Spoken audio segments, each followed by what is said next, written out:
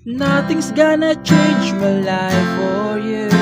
You ought to know by now how much.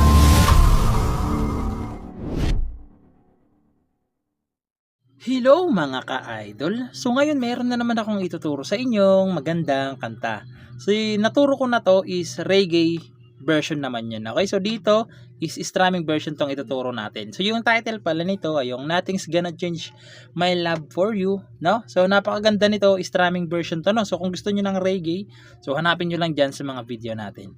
So dito muna tayo sa reggae strumming. So yung strumming pattern natin mga ka-idol, no, is ganito lang.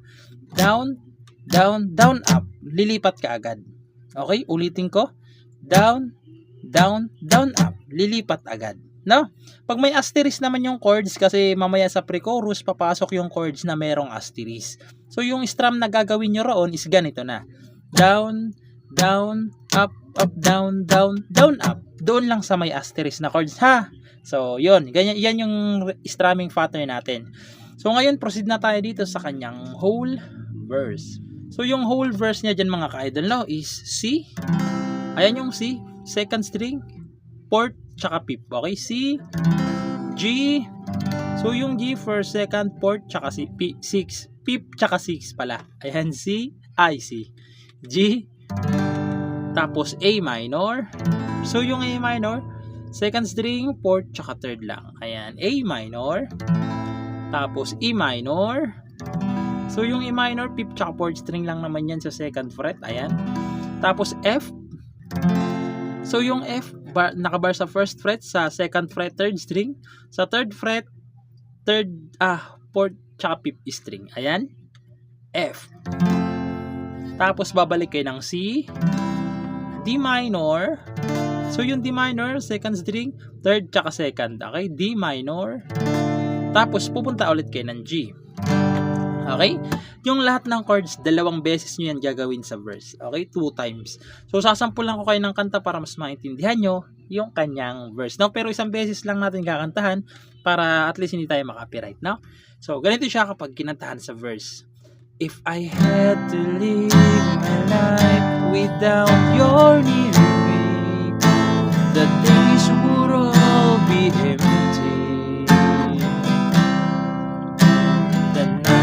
Seem so long. Isa pa. With you I see forever on and on. So ganun siya, no? So 2 times yung kasing gagawin yan. Doon naman kayo sa part na yun babalik. So hindi lang natin kakantahan, baka makapiright pa tayo. Doon na lang kagad tayo proceed sa kanyang pre-chorus. Doon sa part ng our dreams are young and we both know. So doon na lang tayo, no? So ngayon proceed na tayo sa kanyang pre-chorus. So yung pre-chorus niya dyan is F, C, B flat. So yung B flat sa first fret nyo lang yan ibubar. Dito naman sa second fret niya, second tuloy. Third fret ay second string, third tsaka fourth. Okay, ayan, B flat. Tapos pupunta ulit kayo ng F, D minor, C, F, tapos G na may asterisk. Okay? So, andyan na yung G na may asterisk. So, andyan naman yung strumming pattern natin now sa may asterisk kung paano. So, ganito naman siya sa free chorus, no? So, ganito siya. Our dreams are young and we both know they'll take us where we want to go. Hold me now, touch me now. I don't want to live without you. Tapos chorus. Nothing's gonna change my life for you. So, papasok na yung kanyang chorus. So, ngayon, proceed na tayo sa kanyang chorus. So, yung chorus dyan is C, F, G, E7. So, yung E7, third string sa first fret, tapos fifth string sa second fret. Okay? E7. Tapos, pupunta kayo ng A minor, tapos D. So yung D first, second, third. Okay, D, tapos F ulit, tapos G. Okay, yung lahat ng chords ng chorus, dalawang beses nyo rin silang gagawin. Okay, 2 times, no? So ganito naman siya. So pasensya nyo na mga kaidol, nahulog kasi yung lyrics natin, no? So ganito siya kapag kinantahan sa chorus. Nothing's gonna change my life for you. You ought to know by now how much I love you. One thing you can be sure of, I'll never ask for more. Isa pa, nothing's gonna change my life for you. You ought to know by now how much I love you. The world may change my whole life through, but nothing's gonna change my life for you.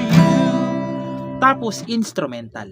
So yung instrumental natin is C, G, A minor, tapos F. Okay? So, pagkatapos ng instrumental, babalik lang ulit kayo sa verse. Tapos ng verse, chorus ulit. Okay? So, ganun lang siya kadali, no? So, yun lang. Sa mga nagre-request dyan, no? So, antay-antayin nyo lang yung request nyo kasi kinakabisado muna natin. So, ayun. Sana naintindihan nyo at nagustuhan nyo at good luck sa bago nyong matututunan.